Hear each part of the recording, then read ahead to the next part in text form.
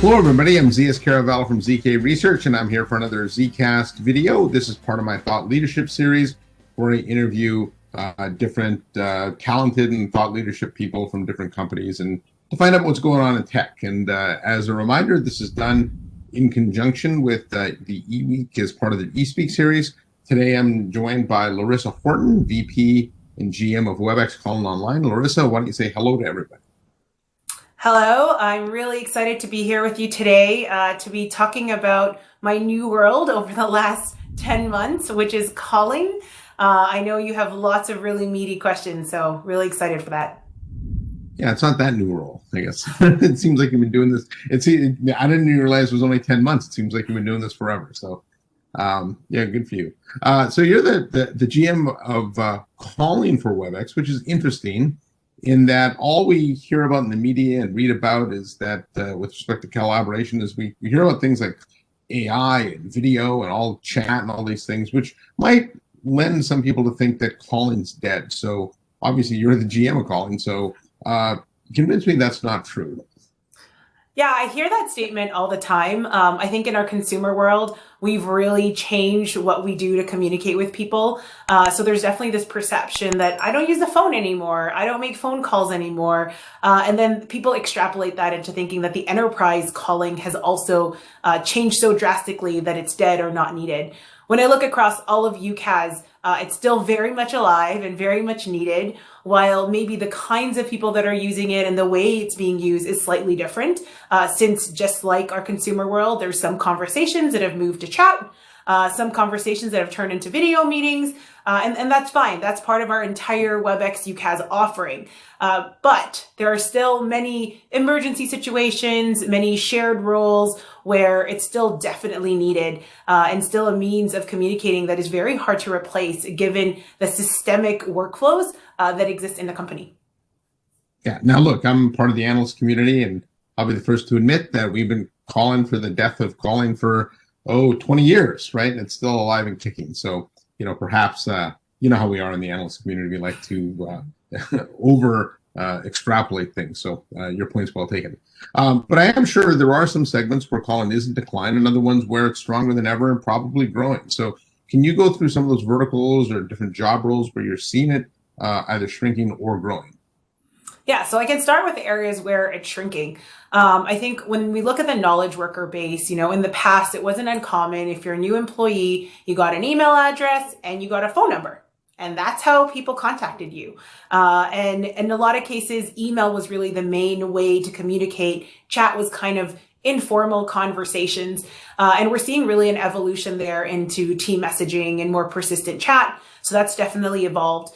And when we think about the phone number, it's really this click to call action. And there's a lot of other ways now to have that kind of conversation, which is no longer just tied to a phone number. So there, I think there's a lot of evolution of how much do you need an individual phone line per employee? How much do you really talk internal versus external conversation? And hence there's a lot of thinking of, from a budget standpoint, is this where I create savings by not investing in the same way because there are other mediums for communication?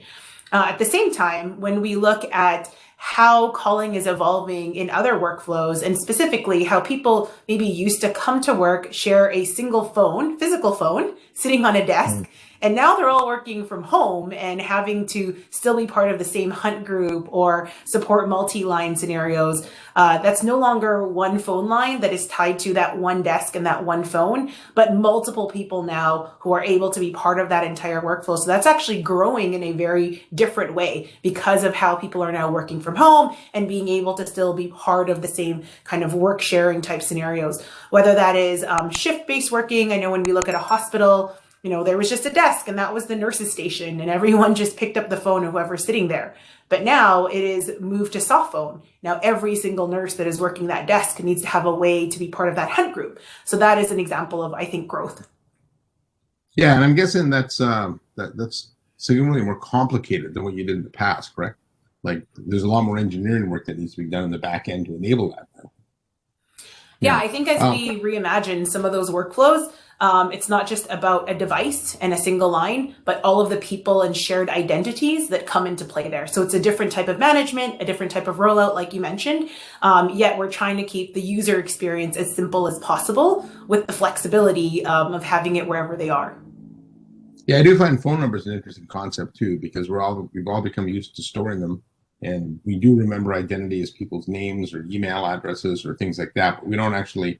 You may call a person every day, but still have no idea what their number is. Well, that was never the case in the past, right? So that's kind of interesting. Another big trend is cloud, right? Of course, a big trend in everything IT is cloud, right? And so we've seen this massive shift of calling to the cloud. And is this a fait accompli? Like, is all calling moving to the cloud, or do you still think there's a role for on-prem calling?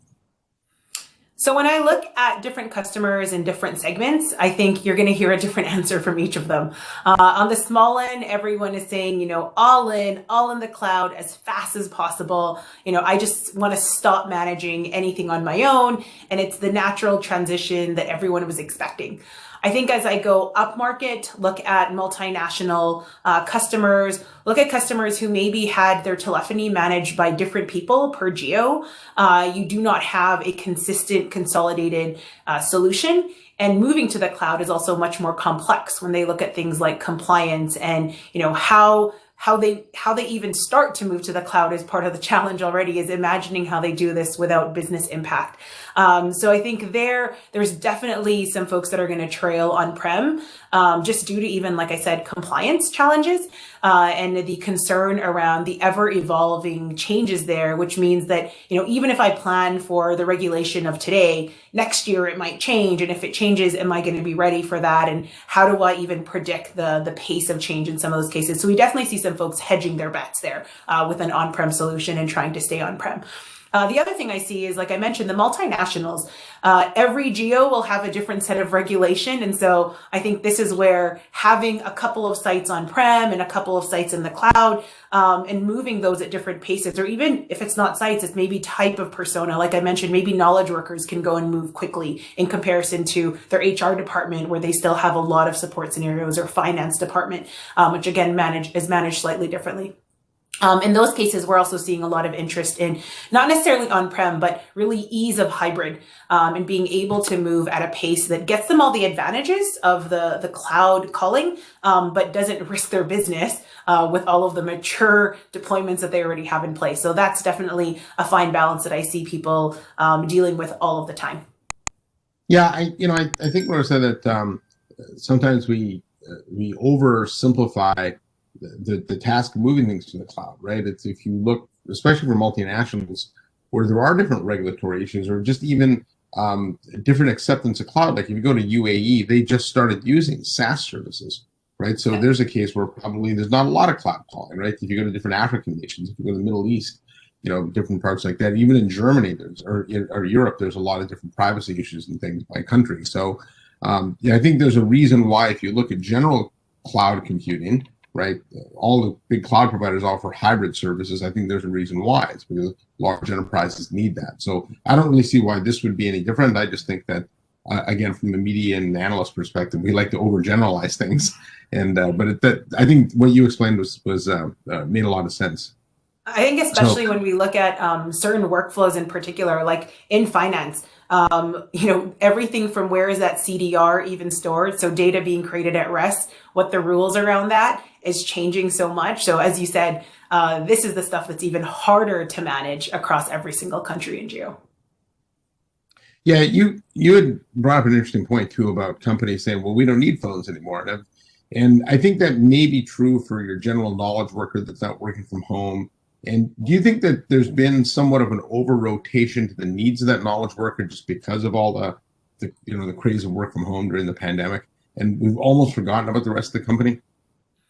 Yeah, I definitely think there's an over-rotation. I think the over-rotation is for a couple of reasons. Number one, with all the UCaaS vendors combining all of their offerings into a single license, it was like this instant, oh, I get a lot of stuff for free in a single license, and this is how I create savings, is I actually remove something I used to pay for and get rid of it altogether. And I think that is becoming a very compelling offering across many vendors, not just Cisco. But in that process, it was like, well, can we get rid of all the other stuff as well, and really drive down costs? We've seen some companies who went in that direction and actually had to come back, had to re-question their decision and say, wait a second, now we're creating business impact that was unintended, and really they did not foresee that there was this many workflows that was still dependent on the calling. So ideally, customers are not in that situation where they do the full lift and then have to U-turn back.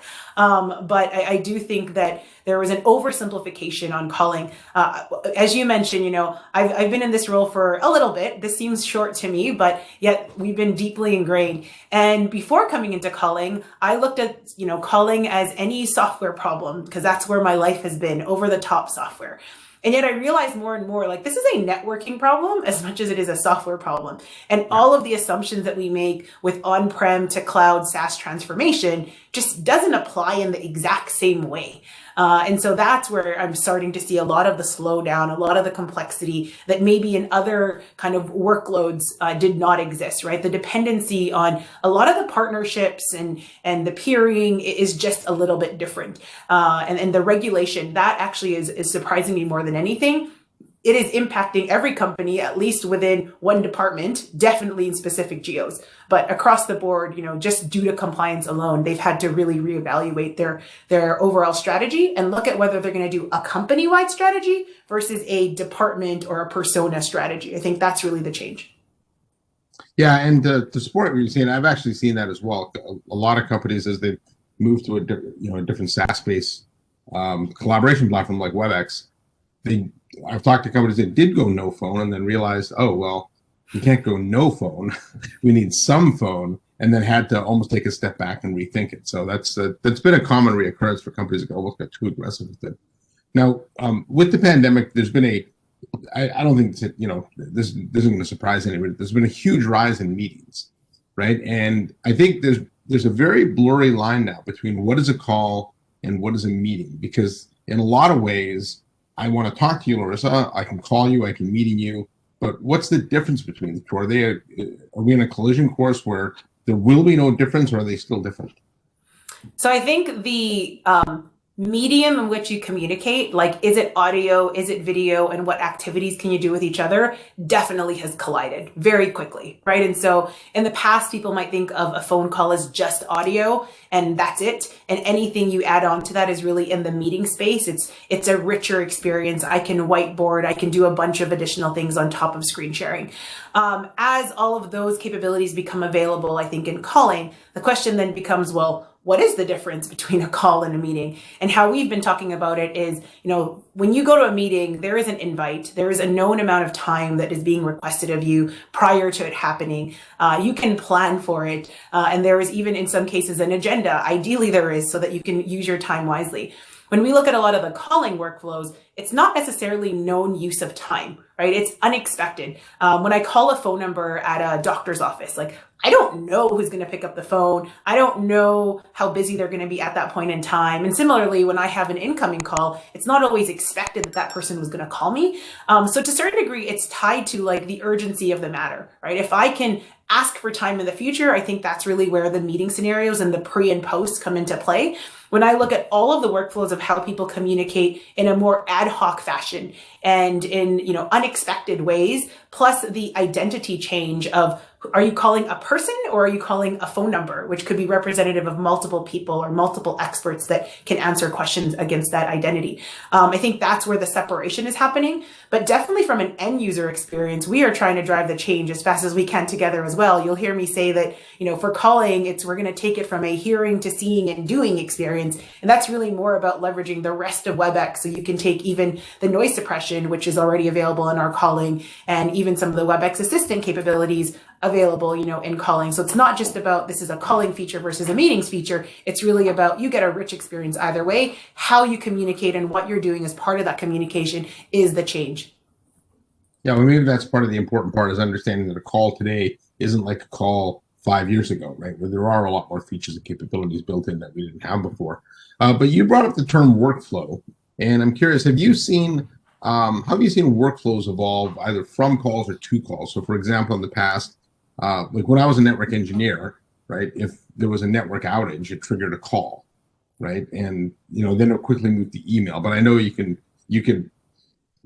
trigger a scheduled meeting, it could trigger a message, right? So, from a workflow, describe which ones should remain calling versus ones where you might want to consider other channels. Yeah, so I think here we've seen different company behaviors allow for different amounts of change, meaning, of course, like you said, anything can kick off a message versus a meeting versus a call or a ringing, what used to be maybe a pager. But the question is, how much has your culture changed such that people will react as fast to any one of those mediums, right? So how many people are able to get the message as fast as possible as when it was sent, or is there actually time in between? And depending on how your culture is ready to handle that, I think certain phone call workflows cannot evolve to those yet. They have to go to this real-time continuous ringing until someone picks up because of the urgency of the matter.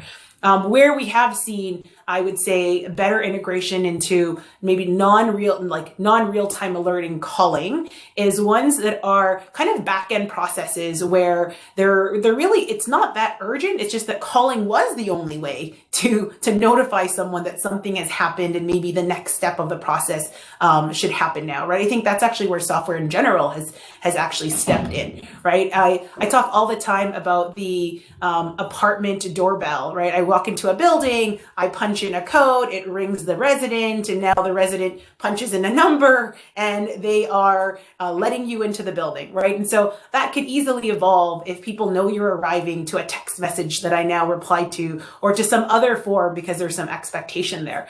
But if we look at you're stuck in an elevator, like that is an urgent situation. And I don't know that you want to wait until someone sees a message or if someone schedules a meeting, right? So I think it really depends on the urgency on the matter and the culture of people watching those other mediums so that you can create the reaction in the time that you need. And that is, I think, pretty dependent. There are some when I think the criticality of the issue is very high, those ones are still remaining calling for sure. We are definitely seeing that. Or if there's dependency on maybe, over the top data where that's not really viable given the infrastructure, again, they go back to calling.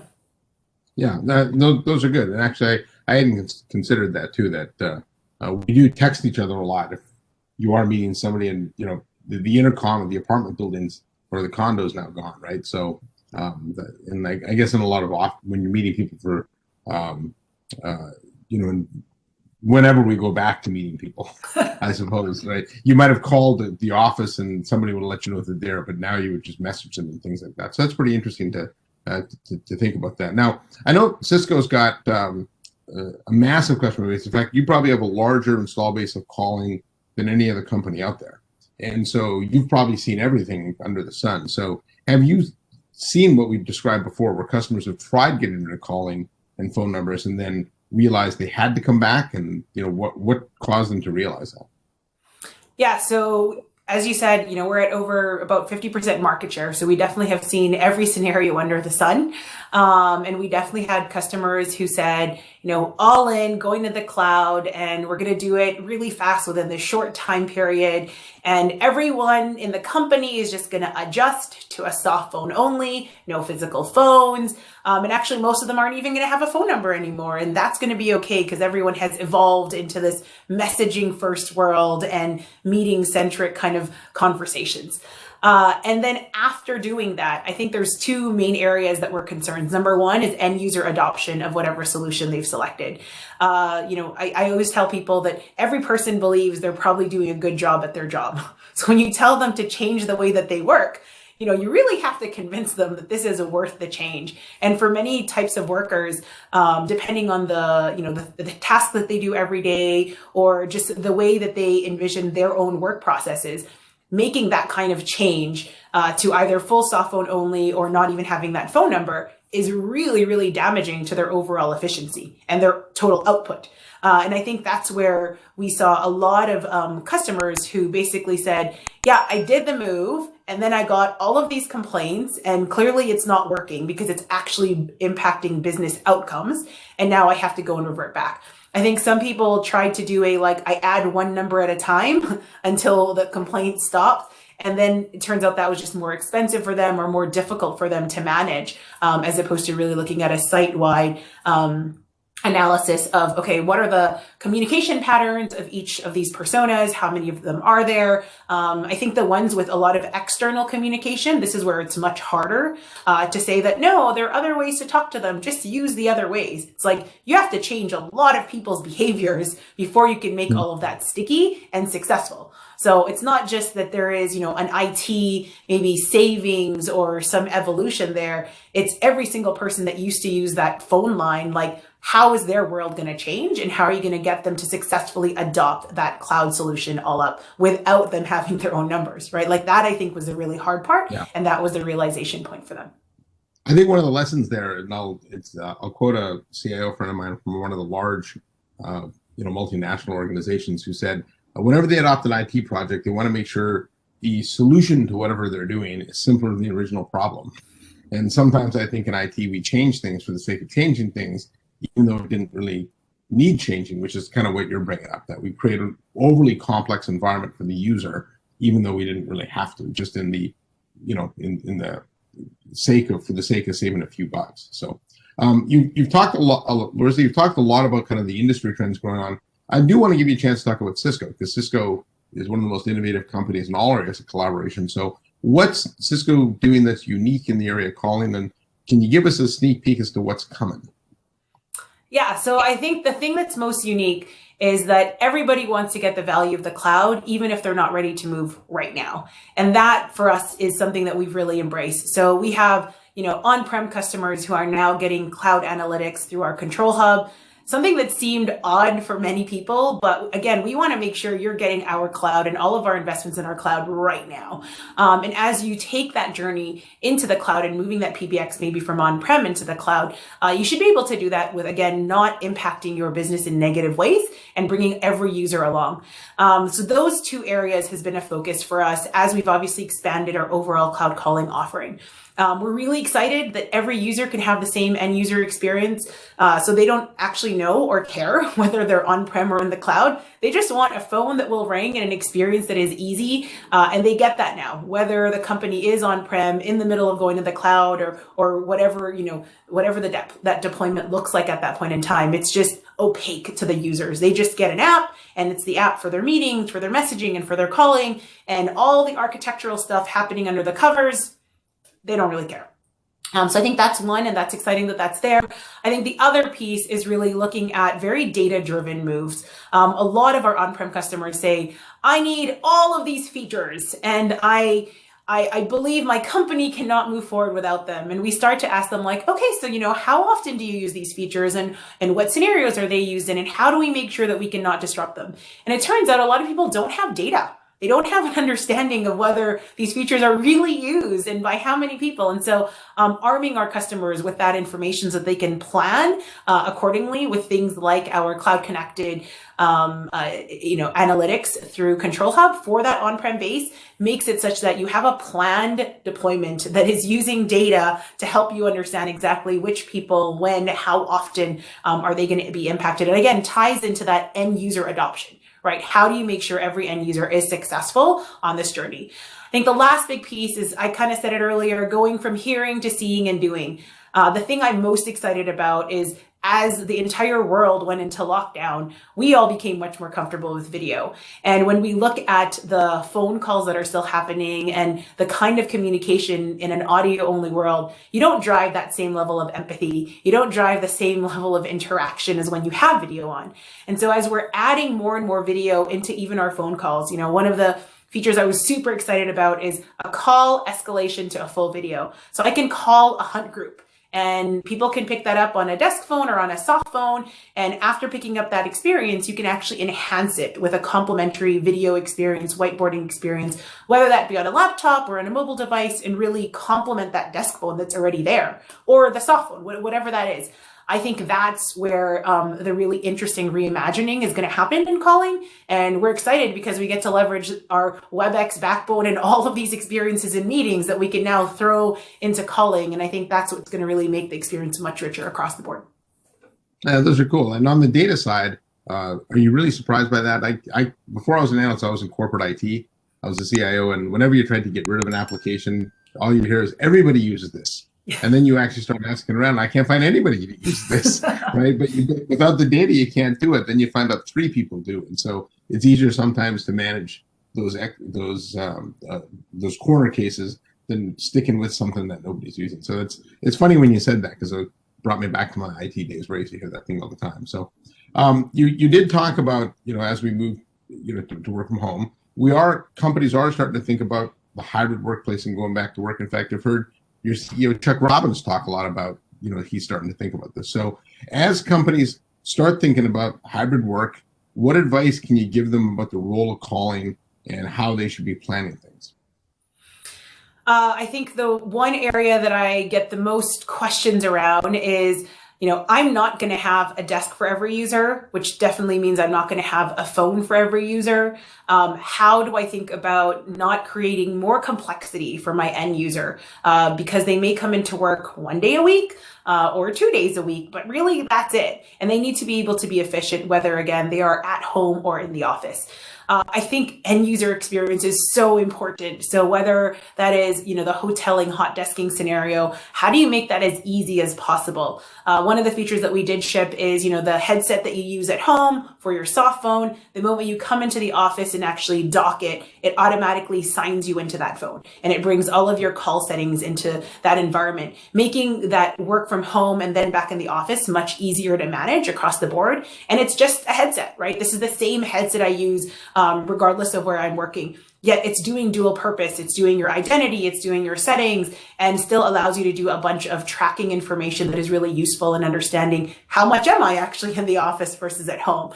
So I thought, things like that are really important to think through. It's not just a work from home device. You could buy any headset that is just a headset, but this is a headset that could be managed as a fleet so that everyone gets updates at the same time. It's a headset that is now tracking phone settings and identity at home and in the office. It's really giving you a much richer set of data to make better decisions as people continue to plan what that hybrid workforce is going to look like longer term, including desk utilization, including, quality of calls across the board. There's just so much more that you can get when thinking through that end-to-end planning. So that's one thing, is really look at the holistic solution for calling, not just who gets a phone line, who doesn't, or how many times do you use it? But if you are a user and you're constantly making these changes of various places to work, how do you leverage the infrastructure you have in place to get more information and have better learnings moving forward? Yeah, that's cool. In fact, I have one of the Cisco headsets in my drawer here, and I'll tell you, not only can it log me into the phone when I get to work, it makes an excellent headset to listen to while I'm commuting. So it plays that third role there. So anyways, Lorrissa Horton from Cisco, thanks very much for joining me. And that was fantastic. Who knew all this stuff was going on in calling? But I think the people watching this will get a lot out of it. So on behalf of Lorrissa from Cisco, I'm Zias Caravallo from ZK Research. Thanking you for watching this ZKast, and don't forget to click to subscribe.